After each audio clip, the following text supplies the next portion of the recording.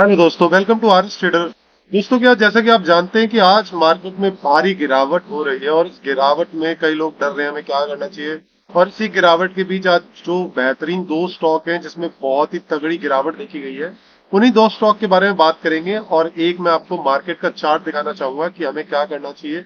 तो चलिए बिना किसी देरी के शुरू करते हैं हमारी इस वीडियो की तरफ।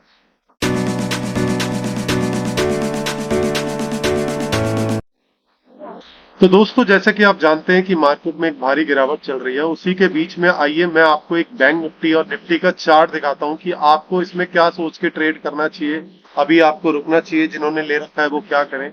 तो जैसा कि आप देखते हैं कि ये बैंक निफ्टी का चार्ट है और इस चार्ट में मैंने दो तीन लेवल बना रखे हैं, उसको आप बहुत ध्यान से देखिएगा। उसका जो एक बहुत ही इंपॉर्टेंट सपोर्ट था वो था अराउंड 46,441, जिसको तोड़ के अच्छी खासी कैंडल के बाद दोबारा से इसने एक बहुत ही इंपॉर्टेंट लेवल को तोड़ दिया है आज। और वो लेवल था इसका 45,470। तो अगर ये इन फ्यूचर इसी लेवल के नीचे 44,960 के नीचे कंटिन्यू चलता है तो इसमें मुझे और भी ज्यादा गिरावट देखने को मिल सकती है। तो आप इन फ्यूचर बैंक निफ्टी में बहुत ही ध्यान रखिए, बैंक के स्टॉक को बहुत सोच समझ के लीजिए। बैंक में मुझे जो इस टाइम पसंद आ रहा है वो आईडीबीआई पसंद आ रहा है, और आईडीबीआई शेयर को आप खोल के देख सकते हैं मैंने किस रेट पे दिया था और अभी कहाँ चल रहा है। लेकिन अभी बैंक निफ्टी मजबूत नहीं है, बाकी और कोई बैंक शेयर में आप लेने की सोच रहे हैं तो ना सोचें। और दोनों मूविंग एवरेज के भी नीचे है, ये मेरी 20 डे की मूविंग एवरेज है और ये 50 डे की मूविंग एवरेज है। तो कहीं ना कहीं मुझे बैंक सेक्टर ज्यादा वीक लग रहा है। वहीं अगर मैं आपको एक निफ्टी का चार्ट दिखाना चाहूँ तो आप ये निफ्टी का चार्ट देखिए। निफ्टी के चार्ट में कंटिन्यूस सपोर्ट बना हुआ था और वो सपोर्ट था, अगर आप ध्यान देंगे तो 21,500 का बहुत ही इंपॉर्टेंट सपोर्ट था, जिसको तोड़ के अच्छी खासी आप कैंडल देखिए। आज डे की कैंडल कितनी बड़ी बन रही है, ये कोई अच्छी बात नहीं होती है। और इस कैंडल ये देख रहे हैं ना आप, कितनी बड़ी कैंडल बन रही है, जो हमारी आज की लाल कैंडल है, बाकी सारी कैंडलों को एक ही कैंडल कवर करके नीचे आ रही है। तो हो सकता है ये गिरावट इसको 21,000 तक लेके आए।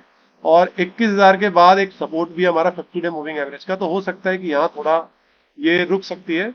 ये थी मेरी निफ्टी और बैंक निफ्टी को लेके राय। जिन्होंने स्टॉक्स ले रखे हैं या जो लेने की सोच रहे हैं उनको मैं थोड़ा सा वेट करने की राय दूंगा, और थोड़ी और गिरावट हो तो उसमें खरीदारी की भी राय दूंगा, क्योंकि मार्केट ओवरऑल मार्केट का ट्रेंड पॉजिटिव ही है। मार्केट बिल्कुल भी अभी वो नहीं है, लेकिन स्टॉक ज्यादा गिरते हैं तो लोग डर जाते हैं।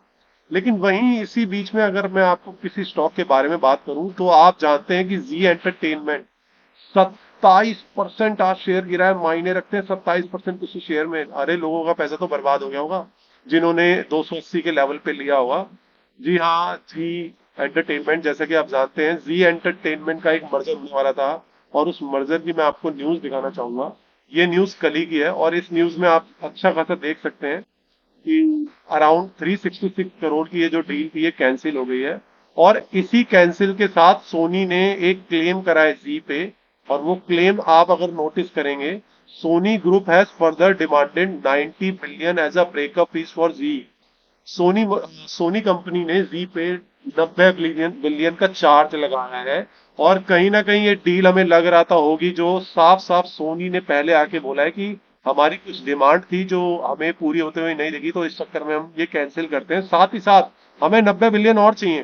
तो आप सोच सकते हैं कि इसमें कितनी बड़ी भारी गिरावट देखने को मिल रही है। और ये गिरावट, पहली बात तो ये इसका एक बहुत इंपॉर्टेंट सपोर्ट सपोर्ट था 177 का, इसको ये तोड़ना नहीं चाहिए था। इसको तोड़ के अब ये हो सकता है थोड़ा कंसोलिडेट करे, और कंसोलिडेट करने के बाद दिखाए भी लोगों को कि यहाँ से बाइंग बन रही है, ऊपर आए। तो मैं तो इसमें जिसने ऊपरी लेवल पे खरीद रखा है उसको तो निकालने देने की राय दूंगा, इसमें तो भैया निकल जाओ तो बेटर है। और जो इस लेवल पे खरीदारी करने की सोच रहा है तो भैया गलती से भी ना करे, क्योंकि इस स्टॉक में मुझे तो फिलहाल मजबूती नहीं दिख रही है। ये स्टॉक तो मुझे लग रहा है बहुत ही तगड़ा गिरेगा, और हो सकता है गिर के ये अराउंड 150 के भी लेवल दिखा सकता है, और उसके नीचे के भी लेवल आराम से दिखा सकता है। ये थी मेरी जी को लेके राय। और इसी के बीच में अगर हम दूसरे स्टॉक के बारे में बात करें, वो है मेरा आईडीएफसी। इसके हाल फिलहाल में नतीजे आए थे। नतीजे कहीं ना कहीं क्वार्टरली वाइज वीक थे, और क्वार्टरली वाइज वीक होने के बाद मार्केट को अनुमान था कि क्वार्टरली वाइज कहीं ना कहीं नतीजे अच्छे हो सकते हैं, लेकिन नहीं आया उस हिसाब से।